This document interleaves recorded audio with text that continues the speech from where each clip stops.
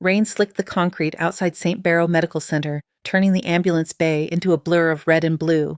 The ambulance slid into place, brakes squealing. Before it stopped moving, Riley Shaw was already at the back doors.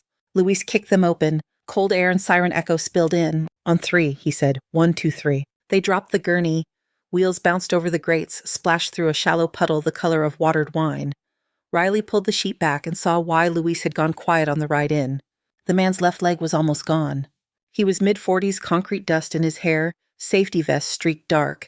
His hard hat was jammed under a strap name in black letters across the front. Aaron Blake? From the hip to the knee, the leg filled out the work pants like it should. From the knee down, it hung by a few dull strands of tissue. The lower part lay twisted against the rail boot, pointing sideways. Blood slid off the stretcher in a steady line. Pressure is 70 over palp, Luis called, glancing at the monitor clipped to the rail. Heart rate 150. He keeps reaching for it. Aaron's hand fumbled toward the ruined limb. Riley caught it. His skin was slick and her glove cooler than it should have been. That mine, he whispered. Yeah, she said. We are on it. Do not look. She tightened the tourniquet high on his thigh. The strap was soaked and sticky. Her fingers dug into the soft flesh above the wound, searching for any sign of a pulse below the knot. Nothing. The skin under the work pants had the flat, heavy feel of meat out of a freezer. Behind them, sliding doors opened. The sound of the ER poured out monitors, beeping someone laughing too loud, someone yelling for respiratory. We need him in trauma now, a resident shouted from the doorway. We are not doing this outside. Riley glanced at the screen again. The jagged line shivered. The number in the corner stepped down. 70, 66, 61. He is dropping, Luis said. The lightness was gone from his voice. Riley, he is really dropping. She checked the tourniquet. It sat too close to the torn mess around his knee. Out at the site, there had been dust in the air metal groaning above the men shouting as they cut the rebar. She had thrown the strap on in a hurry in the back of the rig. Hurry had gotten him here. It would not get him farther. Lock his shoulders, she said. Luis leaned over Aaron and pinned him to the mattress as he tried to twist. Riley dragged the tourniquet higher toward the groin. Her gloves squeaked on bloody skin. She turned the windlass until the muscle under her fingers turned to stone. The sheets kept turning red. Her watch sat crooked at her wrist, black plastic scratched white at the edges. The second hand was stuck between the 4 and the 5. It had stopped years ago at 0407 and never started again. She still felt it ticking in her chest. She looked at the limb. Pale toes already losing color, white bone edged in gray concrete dust, where it had burst through the skin. It was dead weight that his body was still trying to carry. I need a scalpel, Riley said. Luis blinked rain out of his eyelashes. What scalpel? Sterile kit from the trauma cart. Lidocaine if you can grab it. We do not have time to wait on upstairs. A nurse stood near the doorway as if she had been about to come help and stopped. Her ponytail was damp at the ends. Her badge caught a flash of red light. K1 Emily. The surgeons are on their way, Emily said. If you move him now, they can take over. He does not have surgeon time, Riley said. Her voice stayed low and even. He has right now time. Please get me the kit. Emily hesitated. Her gaze landed on the dripping boot, the torn meat, the falling numbers on the monitor. Then she turned and ran back inside. Aaron's eyes rolled under half-closed lids. His hand twitched in Riley's grip. You got kids, Aaron? She asked, keeping him in her line of sight. 3, he breathed. 2 girls, boy. Should be in bed. I told them 9. Then that is where you are going, she said. You are not done yet. Another ambulance squealed into the far bay. Voices overlapped at the doorway. Somewhere inside, someone called for a crash cart. Emily came back with a metal tray and a wrapped bundle balanced on top. Her cheeks were flushed. She held the tray out like she was afraid to jostle it.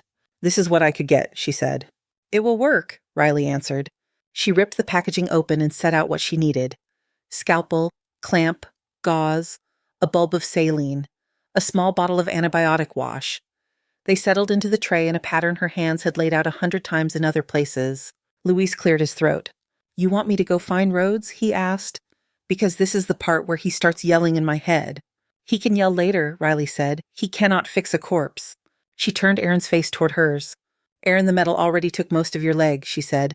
I'm going to finish it clean so the rest of you has a chance. You might feel pressure, maybe a burn. Stay with me. Listen to my voice. He tried to nod. His eyelids fluttered like he was fighting sleep. Riley took the scalpel. The rain became a soft hiss on the awning. Sirens blurred into a single tone. Her world narrowed to skin and steel and the weight under her palms.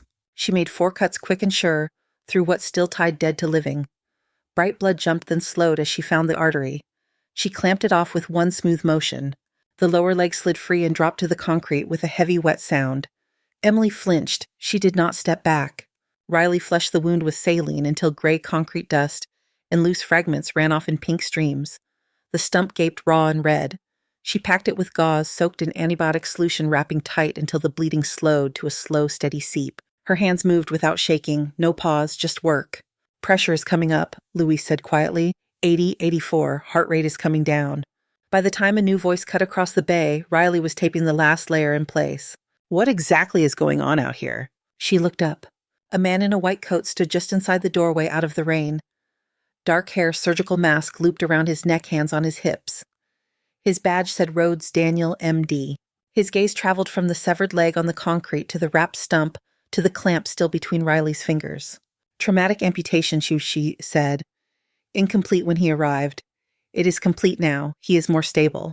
Dr. Rhodes stepped closer, eyes on the dressing, the tourniquet, the monitor. His jaw tightened. You performed a field amputation, he said slowly, without a physician present. He was bleeding out, Riley said. There was not time. You do not get to make that decision, Rhodes said. You are a paramedic. The word hung there between rain and neon. Riley held his gaze. He has a pulse because somebody made it, she said. You can argue about the job title after you keep it going. Inside the ER, someone shouted his name. An alarm started to shriek. Rhodes looked from Riley to Aaron to the severed leg, then back again. Something flickered in his expression there and gone. He turned and went inside. The bay felt smaller once he left. Rain tapped the awning, the puddle under the gurney thinned. Riley peeled off her gloves and tossed them into the red bin. Her bare hands were pale knuckles pressed white. Come on, she said to Luis. We have to restock before someone else decides to fall apart.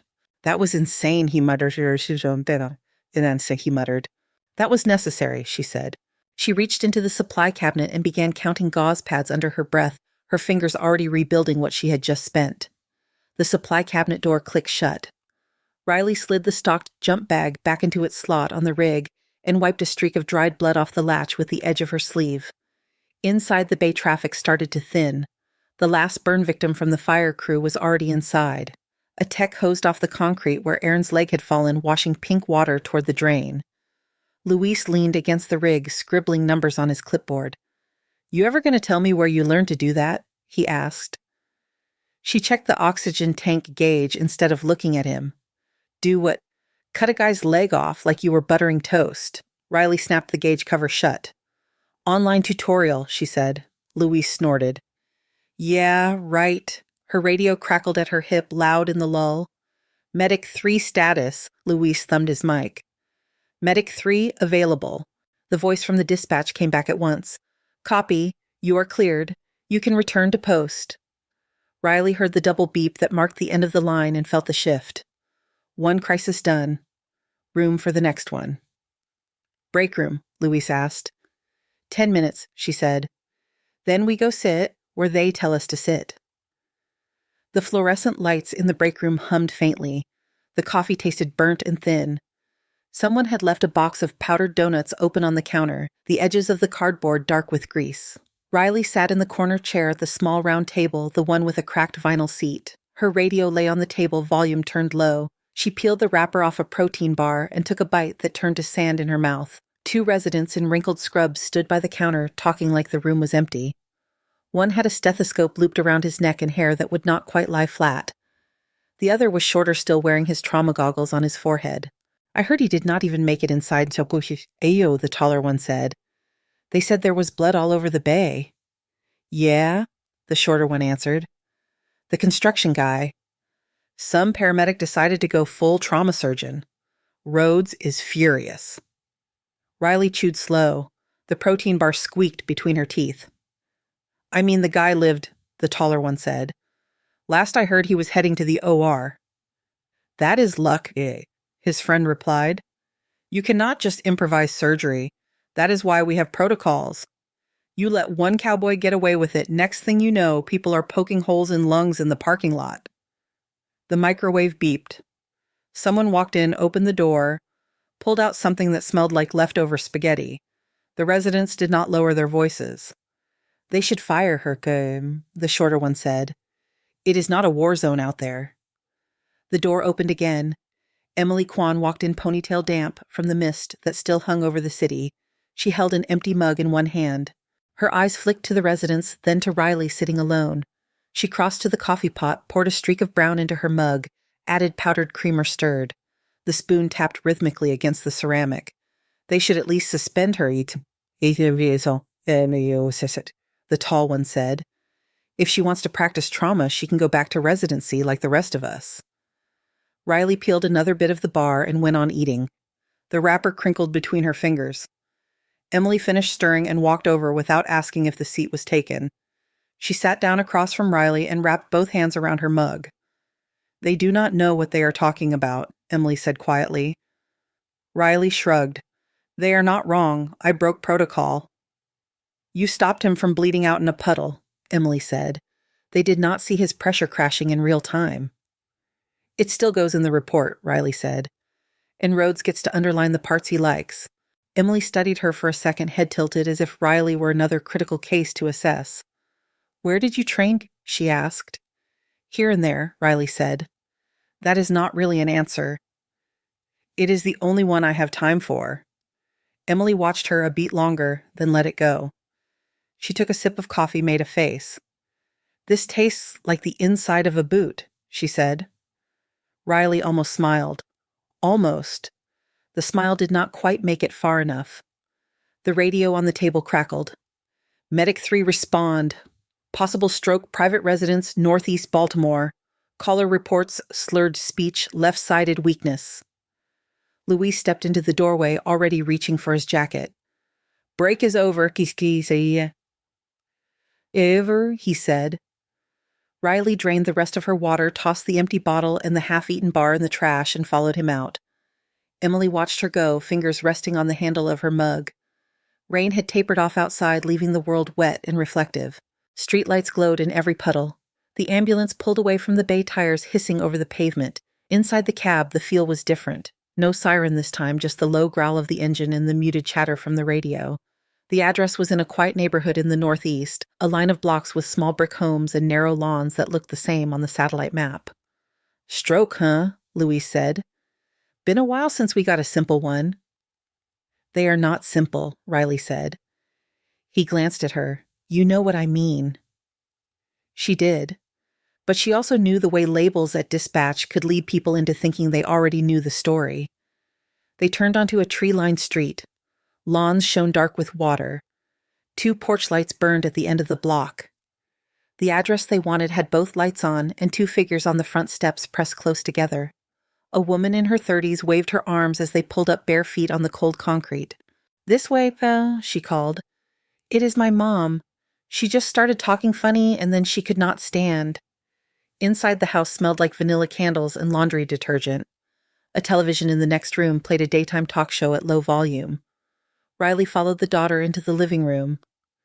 An older woman sat on the couch, back straight, hands on her knees. Her face sagged on one side. The left corner of her mouth hung lower than the right. Her eyes were clear, following everything. Ms. Price, Riley said, kneeling in front of her. I am Riley. Can you tell me your name? The woman's lips moved. Sound came out, but the words were thick and mashed, like her tongue did not know which way to go. She frowned, frustrated. Can you squeeze my hand? Riley held out her right hand. The woman's right fingers closed around it, weak but obedient. And this side, Riley offered her left. Nothing. The left hand did not move. How long ago did this start? Riley asked the daughter. 20 minutes maybe, the daughter said. She was fine, and then she dropped the remote. Her words got weird. I saw this thing about strokes, and I called. Riley nodded and moved quickly through the dance of the stroke scale. Facial droop, arm drift, speech, time of onset. It fit. But something under the surface tugged at her attention. She placed 2 fingers gently along the left side of the woman's neck, feeling for the carotid pulse. The beat was there, but thinner than the right, less solid against her fingers. Your breathing feels a little shallow, Ms. Price, Riley said. She lifted her stethoscope from around her neck and listened to the woman's chest. The heart sounds were steady enough, but there was a faint whoosh between beats where there should not have been one. Luis had his radio out. Female approximately 65, he reported. Facial droop, left arm weakness, slurred speech. Onset less than 30 minutes ago. Probable CVA. We will transport to St. Barrow. Riley kept listening and then moved the stethoscope slightly, tracing the line of the sternum and the upper chest. Something in the pattern bothered her. She tried to picture the vessels under the skin the way they ran from the heart up to the brain. Vanilla candle, laundry soap, talk show, laughter. It did not match the feeling building in her gut. "Luis," she said, "get the portable ultrasound from the rig." He blinked. "For a stroke." "Please," she said. He held her stare for a second, then nodded and headed back outside. The daughter watched every move with wide eyes. "Is it a stroke?" she asked. "We need to make sure her brain is getting what it needs," Riley said. "Sometimes the problem starts a little lower down." Luis came back with the small ultrasound unit, the screen still smudged from the last call. Riley plugged in the probe thumb, moving through the menus almost without looking. She pulled up the preset she needed and pressed the cold gel packet into her palm until it burst. "Ms. Price, I'm going to put this on your chest," she said. "It will feel cold." She lifted the woman's shirt just enough to place the probe in the notch above the sternum and angled down. The image on the screen jittered and then settled. Black and gray, shades of motion. Somewhere inside that blur, the aorta pulsed. Luis leaned in, breath held. "There," Riley said quietly. The vessel on the screen looked wrong. The outer wall pulsed, but inside it, a thin flap of tissue moved back and forth with each beat. The channel on one side of the flap filled and emptied. The other side looked sluggish, like a lane of traffic blocked by wreckage. "That is not a stroke," Riley said. The daughter's voice went higher. "What does that mean?" "It means the main vessel coming out of her heart is starting to tear on the inside, Fallujah," Riley said. "We call it a dissection. If we treat it like a regular stroke, she will not make it. We need a surgeon ready when we arrive." Luis was already back on the radio voice, more urgent now, relaying the change in status. Riley kept the probe steady, watching the flap move. Miss Price looked at her eyes wide, one side of her face slack and drooping. She tried to speak, but only a thick syllable came. Riley squeezed her right hand. "We see it," she said. "We know what it is. You are not invisible. We are going to move fast." 10 minutes later, the ambulance backed into the bay at St. Barrow. The rain had started again, light and cold, dotting the stretcher sheet as they rolled inside. In trauma, Dr. Nia Patel stood waiting, gloves already on. "What have you got?" she called. "Suspected type A dissection," Riley said, already handing over her phone with a photo of the ultrasound image. "Chest pain, mild, left-sided weakness, slurred speech.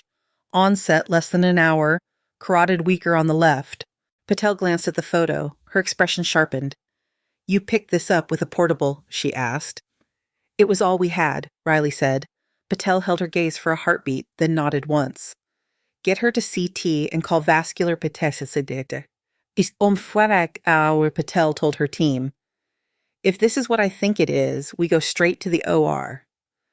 The team moved into motion around them. As they pushed the bed away, Ms. Price's fingers brushed against Riley's. Riley gave them a quick squeeze and let go. Patel paused at the doorway. "Nice catch, Shaw," she said. Riley just nodded. Her watch sat heavy on her wrist, its frozen second hand still between 4 and 5, orange fluid dried in the scratches.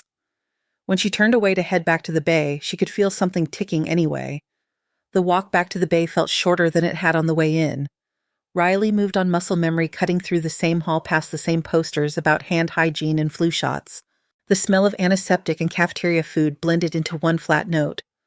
Luis was waiting by the rig door, already open, pen tapping against his thigh. "She make it to CT?" he asked. "Patel took her herself," Riley said.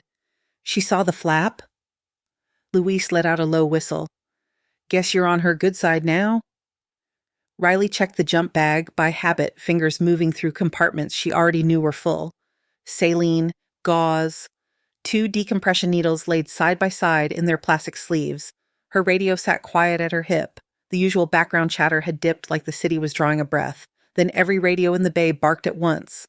All units, stand by for mass casualty alert." Static cracked. A dispatcher's voice came through, pressed tight. "Reports of partial bridge collapse on Amar 695 over the Patapsco. Multiple vehicles involved unknown number of injured, fire and police en route, EMS staging on the northbound shoulder. Medic 3 respond. The air in the bay shifted. Voices rose, boots hit concrete. Luis looked at Riley. That is us. I heard Chinchada said. They climbed in. The siren came alive as they pulled out red lights bouncing off the hospital windows. Rain needled the windshield, streaking the yellow lines on the road.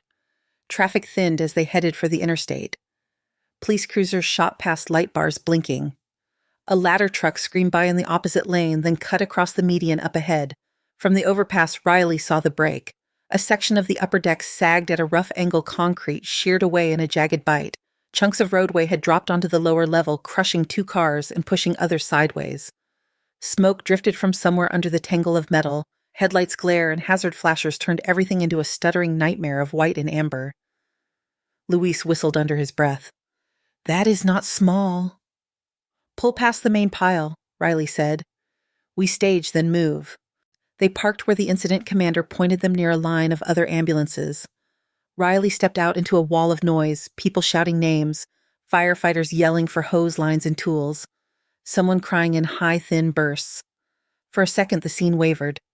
Dust instead of rain, sand instead of wet asphalt. Different wreckage, same chaos. Her chest tightened, then loosened as she forced herself to breathe in once out once. The noise settled into layers. She broke the scene apart, moving but walking wounded near the guardrail, one overturned pickup under the broken span, a compact car crushed almost flat under a slab of concrete, smoke from the hood of a sedan that had hit the barrier trying to avoid the mess. Luis, start here, Riley said, pointing to the blue sedan that had spun sideways but kept its roof. Driver is moving. Get vitals control what you can. Tag anyone who can walk and move them back. He nodded and headed that way, jump bag in hand. Riley ran toward the deepest part of the wreckage. The air smelled like hot metal and antifreeze. The slumped piece of bridge overhead creaked in the wind. The first car in the crushed line had taken most of the hit. The roof had buckled but not collapsed all the way. Glass glittered on the seats like frost. She climbed onto the hood, hand on the warped metal to steady herself, and peered inside. A man in the driver's seat, chest rising, blood on his forehead. In the passenger seat, a woman whose head hung at an angle that meant her spine was no longer whole. Sir, stay as still as you can, Riley said. Help is coming for you. He tried to look at her eyes, wild. His mouth shaped a name. She could not hear it over the roar. She moved on. The next car was a silver compact jammed between the concrete slab and the side of a pickup that had tipped onto its side. The driver's door was crushed in. The windshield had a spiderweb crack punched outward. A woman sat behind the wheel chest, tight against the steering column. Her eyes were open and frantic. Each breath she took was shallow. The skin around her mouth had a bluish tinge. Ma'am, my name is Riley, she said, leaning in through the broken side window. What is your name? Rachel, Moke, the woman gasped. I cannot breathe. I cannot move. Riley put a hand on her shoulder. I see you, she said. I'm going to help you breathe, but you need to stay as still as you can. The steering column had crushed the left side of Rachel's chest inward. Her ribs on that side barely moved while the right side strained with each trying breath. Air hissed through her lips. Sweat beaded on her forehead despite the cool air. A firefighter appeared at Riley's side, turnout gear, soaked face streaked with soot. We have the cutters coming, he said. We can get the door off and take the column. How long? Riley asked. 10 minutes, maybe. Rachel's eyes fluttered. The color around her mouth grew darker. She does not have 10, Riley said. The firefighter set his jaw. What do you need? A Halligan and a spreader to get this door open enough to work, Riley said. And if you have a needle kit in your med cache, I want it. The firefighter hesitated for a heartbeat, caught between caution and the panic in Rachel's eyes. Then he nodded and ran. Riley slid her hand under Rachel's jacket, feeling along her ribs. The left side was tight, almost drum-like. When she listened with her ear close to the woman's chest, the breath sounds on that side were distant, muffled by trapped air. Tension building. Air where it should not be. Stay with me, Rachel, she said. Do you have kids? 1, Rachel whispered. He is 6. He is at school. He is at school, right? That is where he is, Riley said. We are going to get you back to him. The firefighter returned with a halogen bar, a battery-powered spreader, and a small kit with a catheter needle sealed in plastic. "Here," he said. Riley jammed the tip of the halogen into the tiny gap at the top of the door and threw her weight on it. Metal screamed. The seam widened by an inch. Enough. She shoved the spreader into the gap and flicked it on. The hydraulics pushed the door farther away from the frame, leaving a wedge of space for her arm. Rachel cried out as the column shifted a fraction. Riley met her eyes. "Breathe with me," she said. "In out as much as you can." She snapped the decompression needle kit open with her teeth and spat the plastic piece aside. No time for a perfect field. Fingertips counted ribs along the top of Rachel's chest. Second intercostal space mid-clavicular line. She cleaned a small circle with an alcohol pad more for habit than for sterility in this mess. "This will hurt," Riley said. She slid the needle in between the ribs and pushed. Resistance, then a sudden release. A long hiss of air escaped through the catheter. Rachel gasped this time, pulling in more air than she had since the crash. The bluish tinge around her mouth faded a shade. "Oh God," she said. "Oh God, that feels different." "That is the idea," Riley said. "Keep breathing slow. Do not try to talk." 2 more firefighters arrived with the larger cutters. They set up metal jaws clamping onto the warped column. Across the wreck, a higher-pitched voice shouted, "There is a kid in the back of the van. I cannot reach her." Riley's head snapped up. She looked at the firefighter next to her. "Stay with her," she said. "Do not let anyone move that chest until you are ready to pull her free." "Got it," he said. Riley pushed away from the car and sprinted toward the sound. The minivan at the end of the line had taken a direct hit to the rear. The back end was crushed, almost flat, roof-bowed rear window gone completely. The front passenger door was open, the driver's seat empty. A man in a torn dress shirt was on his knees beside it, reaching in and sobbing. "My baby is in there, Govik," he said. "She is in her seat. I cannot get her out. Please." Riley climbed onto what was left of the rear quarter panel and peered inside. The interior was a cave of twisted metal and hanging upholstery. In the middle of it, a small car seat was jammed sideways between the front seats. A little girl, maybe 2 years old, lay slumped in the straps, head tilted forward. Her face was pale. Her lips were wrong, a faint shade of blue. Her chest was not moving. "Sir, I need you to step back," Riley said. "I'm not leaving her go," he said, gripping the door frame with white knuckles. "I'm not asking you to leave," she said. "I'm asking you to give me room to reach her." Something in her tone clipped through his panic. He let go and took 2 stumbling steps backward. Riley slid inside glass, crunching under her knees. The roof brushed the back of her shoulders. The air felt thick and hot. The smell of gasoline sat underneath the metallic tang of blood and burnt rubber. She twisted the car seat enough to unbuckle the straps and ease the child out. The girl's head lolled. Her limbs were heavy. No cry, no fight. Riley laid her on the flattened front seat, tilted her head back, gently swept the small mouth with a gloved finger. Clear. She pressed 2 fingers against the tiny neck, nothing she could feel under the grime. "Come on," she whispered. She placed the heel of one hand in the center of the child's chest, using just 2 fingers' depth. 30 compressions counting under her breath, the only steady rhythm in the chaos. Then she sealed her mouth over the child's, gave 2 small breaths, watched for chest rise. Nothing. Again. 30 compressions, 2 breaths. Outside, someone had opened another door. A familiar voice cut through. "Shaw, talk to me," Dr. Patel called. "What have you got?" "Female toddler," Riley answered without stopping her count. "Pulseless apnea found in a rear-facing car seat." Her arms were starting to burn. Sweat stung the cut on her knuckle from earlier. On the next breath, the girl's chest hitched. She coughed a weak, wet sound and then drew a shaky inhale all on her own. A thin cry followed high and sharp. Relief washed through the cramped van. The father sobbed louder this time, with something like hope in the sound. Riley turned the child onto her side to let fluid drain, then quickly checked for a pulse again, faint but present, faster with each beat. "We have return of spontaneous circulation," she said. Patel appeared at the door behind the father, wearing a reflective vest over her scrubs, her hair jammed into a surgical cap. "You dragged her out of that?" Patel asked, looking at the twisted frame. "She was not about to climb out herself," Riley said. She wrapped the little girl in a foil blanket handed in by a firefighter and passed her carefully to another medic waiting outside. "Straight back to St. Barrow Pediatric Trauma," Patel said to the medic. Tell them she is coming in hot." The medic nodded and took off at a run. Riley crawled out of the van, legs shaking a little when she straightened. She wiped her forearm across her forehead, leaving a streak of someone else's blood. Sirens came and went. Radios crackled. The scene shifted as crews freed more people, some crying, some eerily silent. By the time the last patient was loaded, more than 2 hours had passed. Riley found herself sitting on the rear bumper of the rig, a bottle of water in one hand, her other hand resting on her knee. Her pants were torn at the thigh, a smear of oil darkening the fabric. Louis sat beside her chest, rising and falling under his damp uniform shirt. "That," he said between swallows of water, "is the most messed up thing I have ever seen." "It was a lot," Riley said. Across the way, Dr. Patel was talking with the incident commander. When she finished, she walked over boots, leaving wet prints on the asphalt. "You decompressed her chest," Patel said without preamble. "She was tensioning," Riley said.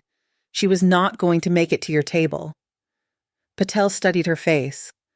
"That is not standard paramedic protocol, she said. "At least not in this state."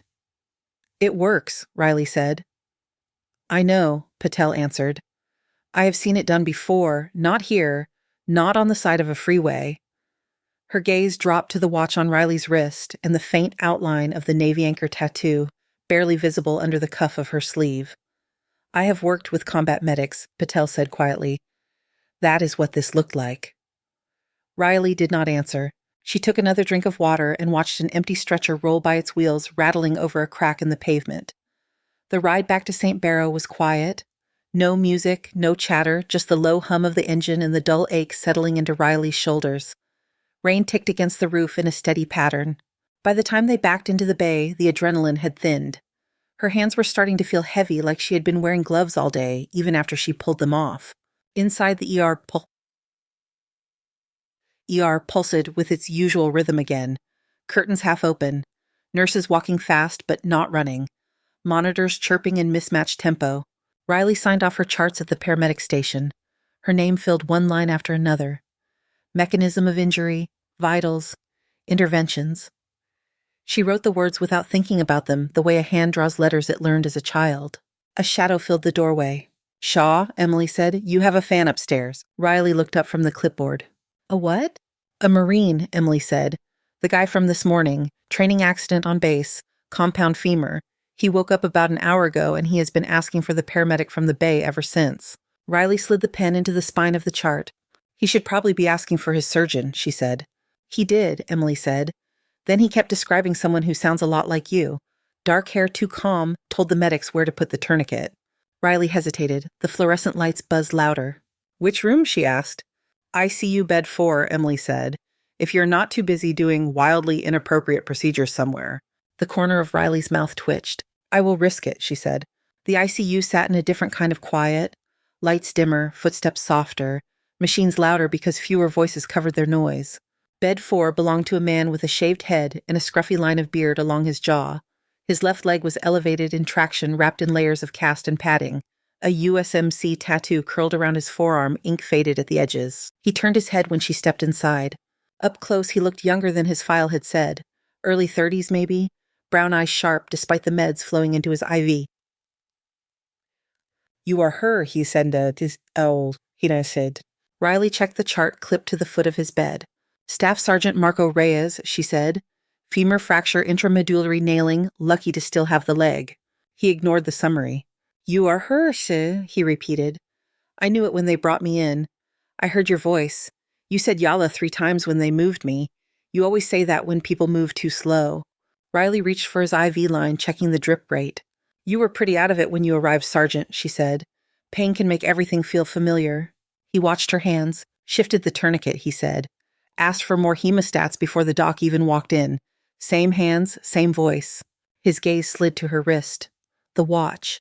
The edge of the anchor tattoo peeking from under the cuff of her sleeve. "You are Navy," he said. "Corpsman?" Riley's fingers stilled on the clamp for the briefest moment. "I am a paramedic," she said. "You were a corpsman," he insisted. "Hospital corpsman, 3rd class. They called you Doc. You were attached to a mixed unit outside Fallujah. 2 tours." He looked past her for a second at something that was not in the room. "We hit an IED en route Utah," he said. Our corpsman got thrown from the Humvee, he broke his neck. We thought that was it. Then another convoy rolled up.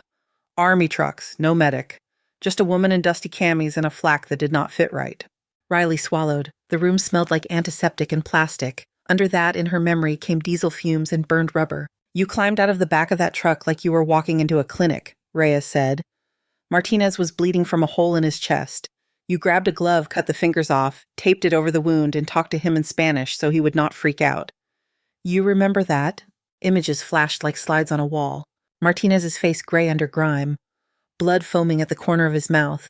Her own hands shaking until they found something to do. A rubber glove flattening against a sucking wound when the next breath came. I treat a lot of people, Riley said. Her voice was steady, but there was a strain in it. Faces blur. You did not blur to us, Reyes said. There was a kid from Georgia screaming about his legs. Jefferson. You wrapped them with some bandages I had never seen before, white with green stitching. You held pressure on one wound for so long your arms had to be on fire. We were taking fire the whole time. You would duck when the rounds hit close, then pop back up and keep working. The beep of Reyes's monitor ticked in the air, second by second.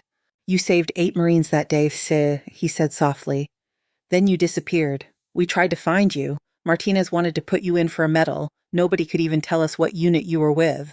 Riley looked at the floor. That was a long time ago, she said. Reyes frowned.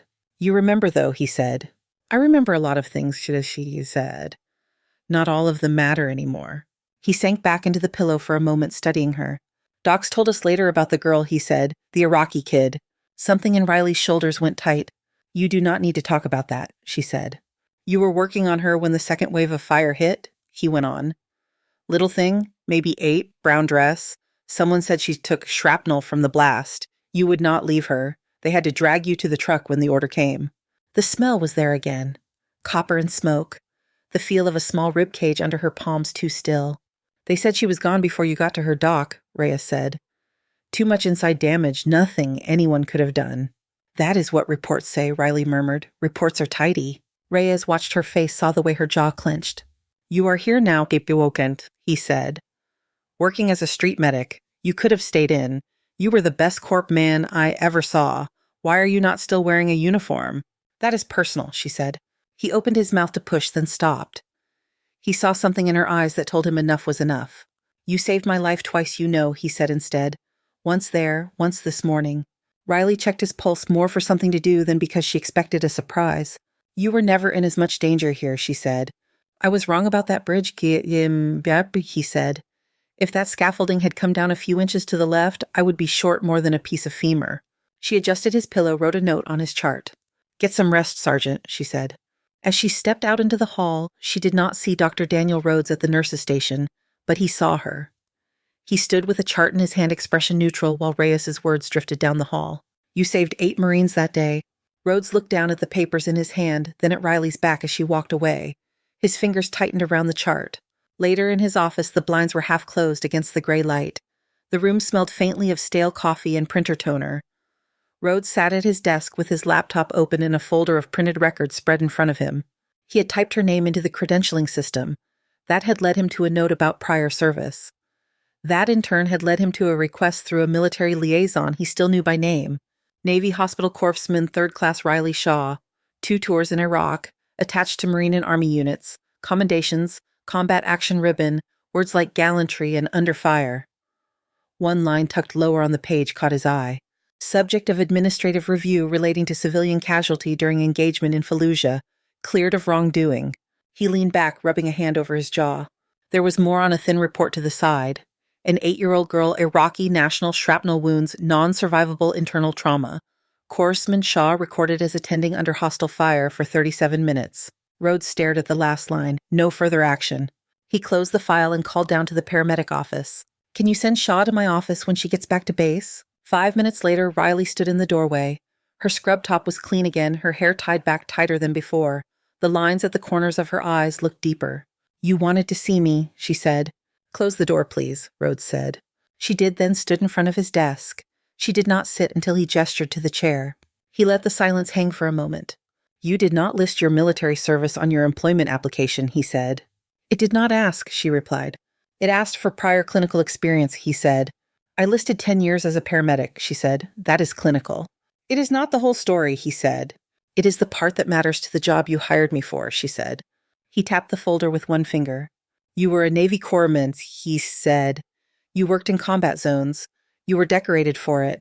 You were also the subject of an investigation into a civilian death. Riley's eyes flicked to the folder, then back to his face. I was cleared, she said. I know, he said. This is not about that. This is about transparency. You have been performing procedures in my ER that are outside your scope of practice under state law. Amputation in the bay, needle decompression in a vehicle. You did not think any of that was relevant. I thought bleeding out was relevant, she said. I thought air in the wrong place crushing a lung was relevant. The rest is paperwork. This hospital lives on paperwork, Rhodes said. There was more heat in his voice now. We do not get to pretend we are in a field hospital because it makes us feel brave. Riley's jaw worked once. I was not trying to feel anything, she said. I was trying to keep people alive when seconds mattered, and you were not there yet. His eyes flashed. That is not your decision to make, he said. You operate under protocols that exist for a reason. You went beyond them, repeatedly, without consulting any physician. Your residents were still in the doorway arguing about where to put him, she said. Aaron Blake did not have time for a debate. You are suspended, Rhodes said. The words settled in the air like dust. Effective when? Riley asked. Effective now, he said. Pending review of your conduct and your full file. Leave your badge and radio on my desk. You will be contacted when the committee has a decision. She sat very still for a moment. Her hands were folded in her lap, knuckles white. You are suspending me for saving lives, she said. I'm suspending you for insubordination and for putting this institution at risk, he said. You want to work within a system, you follow its rules. Overhead a chime sounded. The speaker clicked. All available trauma staff to the bay, a voice announced. Multiple victims from an apartment fire inbound. Rhodes glanced at the ceiling, then back at her. We have more than enough staff, he said. Leave your gear. Riley stared at him. Her radio sat heavy on her hip. Her badge hung at her chest, plastic catching the light. She reached up, unclipped the badge, and set it carefully on his desk. Her fingers lingered a half-second longer than necessary. Then she unhooked the radio and placed it beside the badge. The alarm sounded again, another call for help, louder this time. She turned to the door. Shaw, Rhodes said sharply. She stepped into the hall. Smoke clung faintly to the air already carried in on the first wave from the fire. Stretcher wheels rattled on linoleum. Someone coughed deep and raw. Riley walked toward the sound, empty space on her chest where the badge had been, her hands curling and uncurling at her sides. The trauma bay was already full when Riley stepped through the doors. Smoke smell rode in with the first stretchers clinging to hair and clothes and the blankets wrapped around shivering bodies. 2 from the 4th floor, a paramedic shouted. Smoke inhalation, possible airway burns. Over here, Emily called, pulling a curtain back. Riley moved on instinct. She took over the head of the bed for an older man whose beard was gray under the soot. His eyes were glassy lashes clumped with moisture. Sir, can you open your mouth for me? She asked. He tried. The inside of his lips looked pink for now. His tongue was not swollen. Good for the moment. She secured an oxygen mask, checked the seal, listened to his lungs. Breath sounds rough but present on both sides. Saturation creeping up as the mask did its work. On the next bed, a woman in her 50s lay still, arms red and blistered where the fire had licked her skin.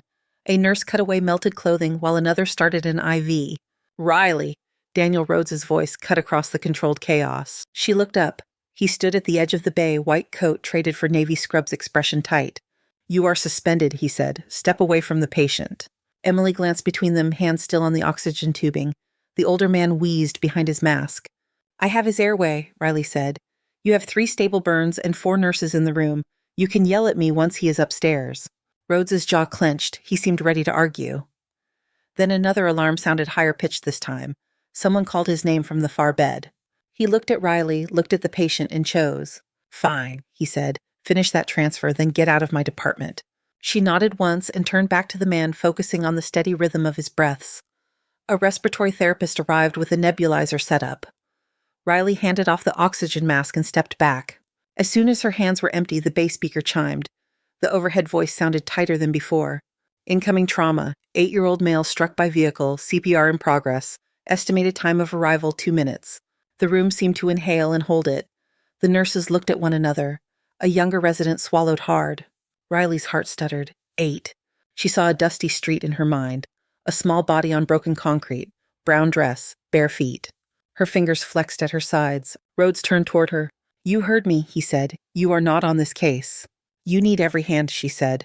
"We have pediatric-trained staff," he said. "What we do not have is room for someone who does not know how to take an order." Her chest felt tight, different from the way it had on the bridge. This was not adrenaline. This was something colder. "You are going to stand here and watch if something goes wrong," she asked quietly. "I'm going to let my team work without interference," he said. "Yeah," Jane said.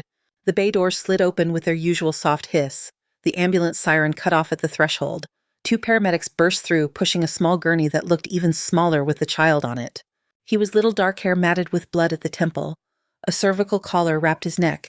His shirt had been cut away. There was a tube between his teeth attached to a bag that one of the paramedics squeezed in regular intervals. His chest rose more on the right side than the left. 8-year-old male, "Guonk," the lead medic called. "Hit by pickup at about 30 miles per hour. Found unresponsive, GCS 3 on scene, intubated. Lost pulses 5 minutes ago, CPR ongoing. Suspected abdominal trauma from impact." A nurse jumped onto a stool and took over chest compressions, both hands on the tiny sternum. The bag valve kept moving, pushing air in. The monitor showed a thin, chaotic rhythm that danced between organized and not. Riley stood at the edge of the scene just inside the doorway. She was close enough to see the details, far enough that nobody had assigned her a role. The left half of the boy's chest lagged behind the right with every breath. On the left side, the ribs barely moved. The skin in that area seemed tighter stretched. Her watch rested cold on her wrist.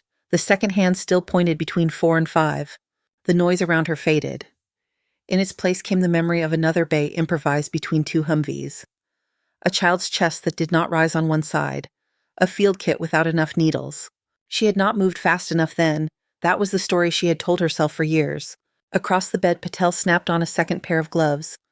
She looked at the monitor, at the compressions, at the pale face under the dried blood. "Tube is good," someone said. "Equal condensation." "Breath sounds," Patel said. A resident slapped a stethoscope to the right chest. "Present on the right," he said. "And the left?" Patel asked. He pressed the bell to the left side, frowning.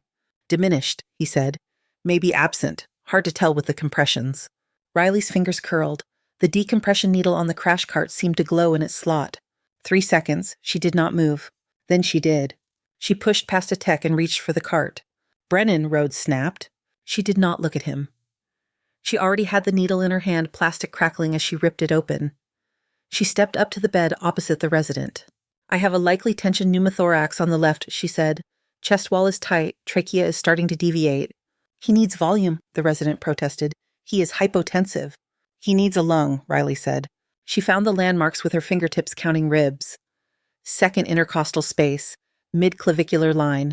She swabbed the small patch of skin with alcohol, then drove the needle in. There was a moment of resistance, then a soft pop. A stream of air hissed out, followed by a faint smell of blood and trapped breath. The next squeeze of the bag sent air into a chest that rose more evenly. The monitor numbers twitched upward by a few points. The boy's skin, which had been trending toward gray, warmed by a fraction of a shade. "SAT is climbing," Emily called out. 72, 76, 80. Patel looked at Riley over the bed. The expression in her eyes was not surprise, it was recognition. "Keep compressions going," Patel said. "Get another large bore IV. Call the OR and let them know we are coming with a pediatric liver laceration until proven otherwise." The team surged around the gurney. Riley stepped back, breathing hard. Her hands had a faint tremor now that they were idle. She pressed them against her thighs until it faded. The boy disappeared through the doors to the operating rooms in a whirl of green scrubs and metal rails. The bay settled slowly. Voices dropped. The smell of smoke lingered. In the hallway, Riley leaned against the wall and closed her eyes. Her legs felt like someone had swapped them out for a cheaper pair. Footsteps approached. "You froze," Nia Patel said. Riley opened her eyes. Patel stood with her arms crossed, a smear of someone else's blood on her sleeve. "For a second," Patel went on, "when they brought him in." "It was 3, Riley said. Her voice came out rough. "I counted." Patel nodded. "Then you moved. That is what I saw." Riley looked past her at the closed doors that led to surgery. "There was a girl," she said. "In Iraq. Blast victim, 8. About his size, I did not move fast enough." "You do not know that," Patel said. "I know it," Riley said. "It has been playing in my head for 17 years. Patel considered her. "You ever talk to anyone about that?" she asked. "Professionally, I mean." "I talk to people like you," Riley said. "At nurses' stations, in halls." "That is not what I asked," Patel said. Before Riley could answer, an overhead call interrupted. Code blue, pediatric intensive care, bed 2. Patel's head snapped up. That is him, she said. They ran. In the PICU, the boy lay under bright lights, small body dwarfed by the bed. Wires trailed from his chest to a monitor that showed a jagged failing rhythm. Tubes ran to his arms, to his mouth, to the machines that beeped and pumped. A nurse was already at the head bagging. A resident counted compressions under his breath as his hands moved over the boy's sternum. Ventricular fibrillation, someone said, charging to 120 joules. The defibrillator paddles met the small chest. The boy's body jerked. The line on the monitor squirmed, then fell back into chaos. Again, Rhodes said. He had appeared at some point, breath short hair pushed back with one hand. They shocked. The rhythm fluttered, then flattened. A systole, the resident said. His voice sounded too young. Riley stood at the foot of the bed, her lungs burning from the run up the stairs. Ordinary time seemed to slow. The space between beeps became a solid wall of silence. Resume compressions, Patel said. Push one of epi. They worked. 2 minutes, then 4. The clock on the wall rolled forward. The monitor stayed stubbornly flat. The line did not twitch. Nothing, the resident said softly. No electrical activity. Rhodes looked at the monitor, then at the clock. We are at 20 minutes of arrest, he said. We have given 5 rounds of EP2 shocks, no rhythm, no pulse. He drew in a breath. Time of death 21:43, he said. No, Riley said. Heads turned. You are not running this code, Rhodes said, and he is gone. She stepped closer to the bed, around a rolling table, her hand landing on the boy's chest, where the residents had just been. He is 8, she said. We can go longer. There is no activity, the resident said. His face was pale. We are only causing trauma now. Riley started compressions, her palms pressed down one after another at the proper rate. The boy's ribs flexed under her hands. Get out of the way, Shaw, Rhodes said. Call security if you need to, she said. Just keep the drugs coming. That is enough, Rhodes snapped. Patel put a hand on his arm. Let her go, she said quietly. 2 more minutes. Rhodes stared at her, then he stepped back. Riley's arm screamed. Sweat ran down her spine, her shoulders burned. Her mind narrowed to the count. 27, 28, 29, 30. She paused for a breath to be squeezed in, then resumed. The monitor did not move. The line glowed a thin, accusing green. Her watch bit into her skin. In her mind, the second hand tried to tick. 4:07. 4:07. Somewhere under all of it, she heard the echo of her own voice from another place. You were not fast enough. Her pace faltered for a fraction. She pressed harder. Come on, she said. I'm not leaving you here. Her voice dropped to a whisper that barely reached her own ears. The words came in Arabic the way they had years ago in a ruined street. Please, she said, stay. Her hand stayed on his chest, fingers spread. She was not even sure she was pressing anymore. The monitor beeped. Once. Everyone froze. Another blip, a small peak, then another more regular this time. Wait, the resident said. Wait, we have something. The flat line resolved into a fragile rhythm, slow and even at first, then a little more steady. Patel leaned in and pressed 2 fingers to the boy's neck. Pulse, she said, weak, but it is there. Respiratory adjusted settings. The ventilator hissed softly, now in sync with a heart that had decided to join in after all. Riley stepped back. Her arms felt hollow. She could not feel her hands. Rhodes stared at the monitor. We called it, he said quietly. You almost did, Patel replied. Riley walked out of the room before either of them could say anything else. The stairwell around the corner was cooler. Concrete walls, steel railings, the hum of the building's systems in the background. She sat on the bottom step, elbows on her knees, head down. Her hands hung between her legs, still slightly curled. Footsteps approached lighter than the ones in the unit. Emily appeared holding 2 bottles of water. She sat down on the step below Riley and offered one up. He is stable, Emily said. For now. They are adjusting his drips, but his pressure is holding. Riley twisted the cap off the water and drank half of it in one go. The cold hit her empty stomach and made her shiver. You were there, she asked. At the end, Emily said. I saw the screen. She watched Riley for a moment. What you did in there, Emily said. I have never seen anyone refuse to stop like that. I should have stopped, Riley said. Her voice was low. There is a point where you are just hurting them. He has a pulse, Emily said. That is not nothing. Riley rested the bottle against her knee. Her hands still shook just a little. There was a girl, she said. She did not come back. Emily did not ask for details. She just sat there close enough that Riley could feel the warmth of another person in the cold stairwell. They stayed like that until the tremor in Riley's hands faded and her breathing evened out again. The stairwell door opened again, heavier footsteps this time, slower, like whoever it was had decided something on the way down. Riley lifted her head.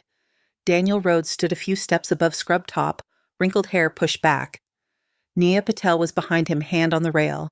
Emily stood hesitated, then squeezed Riley's shoulder once and slipped past them up the stairs. For a moment, nobody spoke. The low hum of the building filled the gap. Rhodes sat on the step across from Riley, one level lower so they were eye to eye. Patel stayed standing, one hand braced against the wall. "I owe you an apology," Rhodes said. Riley wiped the back of her hand across her face. It came away damp. She was not sure when that had happened. "For what?" she asked. "For calling you dangerous, Foz," he said. "For saying your judgment was compromised. For thinking I understood the limits of what you can do." His gaze dropped to her hands, still faintly marked where her palms had pressed into Leo Carter's chest. "In that room, I saw someone who refused to give up when everyone else had," he said, "including me." Riley looked down at her watch. The second hand was still fixed in place. "I kept going because I could not stand to hear that flat line again," she said. "That is not sophisticated judgment." "It is also not nothing, Isha," Patel said. "You saw something in him the rest of us had written off." "He was 8, Riley said. "I could not walk away from that twice." Rhodes let out a slow breath. "I pulled your military file," he said. "I know about Fallujah, the IED, the girl." Riley's jaw clenched. "You had no right," she said. "I had every procedural right," he said. "The hospital did too, but that is not why I am bringing it up. I am bringing it up because I read all of it this time. Not just the summary." He reached into the folder he had brought down with him and took out a thinner report. He did not hand it to her. He just looked at it for a second, then back at her. "The investigators wrote that her injuries were not survivable," he said. "They wrote that you treated her under fire for 37 minutes. They also wrote that while you were trying to save her, you directed 2 other Marines and an interpreter to treat 3 additional wounded civilians. All 3 lived." Riley stared at him. "They did not tell me that," she said. "They were not writing it for you," he said quietly. Patel shifted her weight. "You have been carrying that day like it was a single failure," she said. "It was not." Riley closed her eyes for a moment. The stairwell tilted. "When I left Feptim," she said, "I swore I would not let my head do that to me again on a call. Freeze, loop. I thought if I just kept moving, it would stay behind me." "It did not," Rhodes said. "We both saw that today." Riley opened her eyes. "So what now, Reese?" she asked. "You fire me properly this time, without letting me run to the bay first." He shook his head. "No," he said. "I am not firing you." She frowned. "You already suspended me," she said. "I did," he said. "And I'm still not comfortable with the way you treat protocols like suggestions. But I am even less comfortable with the idea of wasting what you know." Patel stepped down onto the same level. "We talked to the board," she said. "They had an emergency session while Leo was in surgery. They looked at the survival numbers from the last 3 months. Bridge collapse, the fire, the dissection you caught with a portable. Aaron Blake." Rhodes held out a different folder. The cover had the hospital logo at the top. Underneath a simple heading. "Combat Medicine Integration Program, Kishade," he said. "Clinical Director Riley Shaw if you want it." She did not reach for the folder right away. She watched his face, waiting for the catch. "You want me to teach people to do what I do," she said. "We want you to teach them how to think the way you do when the clock is stacked against them," Patel said. "Triage and chaos, hemorrhage control, when to break glass on a protocol because it will kill someone if you do not." Rhodes nodded. "It would be a formal position," he said. "Not just a paramedic who happens to be good under pressure. You would train residents, nurses, paramedics, anyone who touches a critical patient." Riley leaned back against the step. "And what about the part where I freeze when I see an 8-year-old?" she asked. "That is part of the reason this comes with strings," Bichirostin said. "You need help, real help, not just sitting in a stairwell after you drag someone back." "You mean therapy," she said. "Weekly, he said. "With someone who understands combat trauma. The hospital will pay for it. That is non-negotiable." She stared at the folder, then took it. The paper felt heavier than it should. "I have 3 conditions, she said. Patel's mouth ticked up. "Of course you do." "1," Riley said. "Therapy like you said. Not once a month. I go every week. You do not yank me off the schedule because I'm gone for an hour with my brain peeled open. Done, Rhodes said. 2, she said. If I'm teaching, I am teaching everyone, no hierarchy. Residents, attendings, nurses, techs, medics, they are in the same room. They learn the same skills. Patel nodded. Agreed. 3, Riley said. If I can show with data and cases that a protocol needs to change, we do not bury it in a committee for a year. We move, quickly, within reason, but not at glacial speed. Rhodes hesitated, then gave a short nod. We can build that into the program, he said. You get a direct line to the quality committee. You bring them numbers, they respond. Riley looked at him.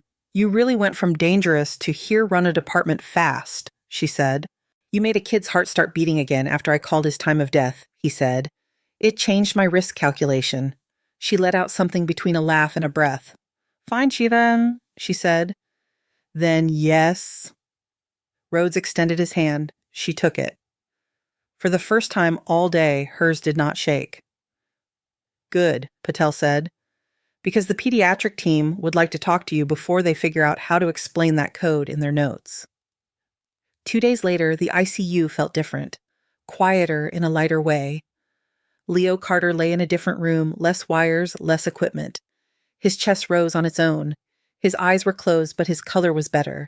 His mother sat by the bed, fingers worrying a folded piece of paper. When Riley stepped in, she stood so quickly the chair scraped. They told me, she said. What you did. They said he was gone and you did not stop. Riley glanced at the boy. A cartoon blanket covered his legs. Someone had taped a drawing of a rocket ship to the wall. I just kept doing my job, Riley said. His mother shook her head. You did more than that, she said. I do not know how to say thank you large enough.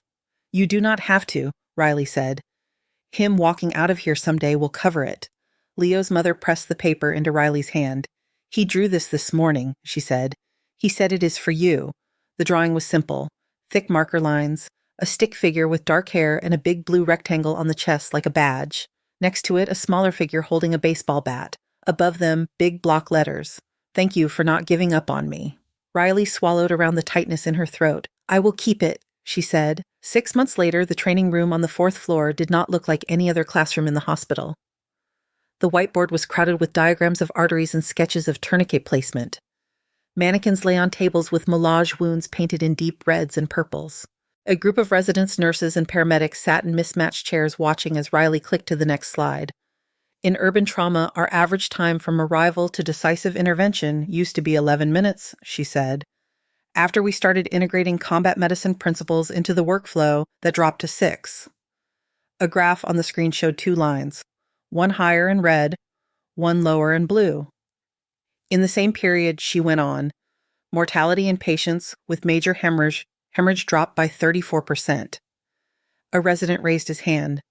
What about liability, VA? He asked. If we deviate from standard protocols and something goes wrong. Riley rested her hand on the edge of the table. You document why you did what you did, she said. You make your reasoning clear. You show you were acting to preserve life when the textbook did not fit the case. A nurse at the back spoke up. And if we follow the protocol and the patient dies, she said. What then? Riley looked at the photo on the next slide before she brought it up. Then you have to live with that too, she said. The question is not whether you will make perfect choices. You will not. The question is whether you are thinking, really thinking, when the clock starts to scream at you. She clicked. Aaron Blake filled the screen. He stood on a prosthetic leg in a backyard, one arm around each of his daughters. All 3 girls grinned at the camera. Mechanism, she said. Construction collapse. Next slide. Rachel Moore, arm in a sling, son tucked against her side. Mechanism. MVC with intrusion. Blunt chest trauma. Next slide. Leo in a small baseball uniform cap, too big bat, balanced on his shoulder. Mechanism, pedestrian versus truck, Riley said. He loves shortstop, apparently. The room was quiet. None of them care what you call what you do, she said. They care that you do it. After class, as the group filtered out, a young woman hung back. Dark hair pulled into a severe bun. eyes with shadows under them. "You are Angela," Riley said. "Tommy said you might drop in." "Yes, ma'am," Angela said, then winced. "Sorry. Yes, I did 3 tours as an Army medic in Afghanistan. I have been with City EMS 8 months. "You freeze sometimes, Riche," Riley said, on calls that looked too familiar. Angela blinked. "Yeah?" "You seeing anyone, huh?" Riley asked. "Outside the VA group once a month." Angela shook her head. "Start bum," Riley said. "If you want, I can give you the name of someone who has been listening to me complain for the last half year." Angela gave a short laugh. "I did not think someone like you needed that," she said. "Someone like me especially needs that," Riley said. She handed Angela a card.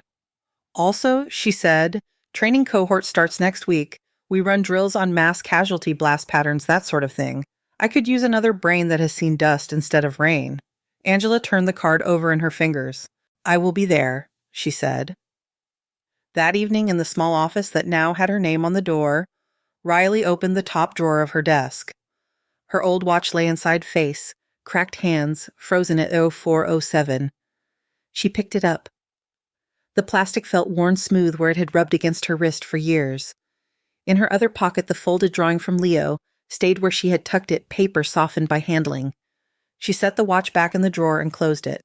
Her pager vibrated on the desk. She picked it up and read the line.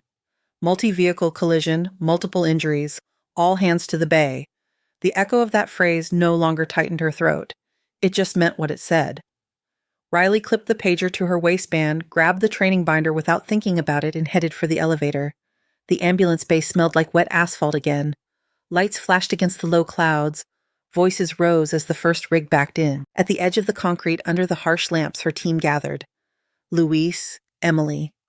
A couple of residents from her coarse faces said eyes clearer than they had been 6 months ago. Angela among them, now jump bag on her shoulder. Riley pulled on a fresh pair of gloves. Her hands were steady.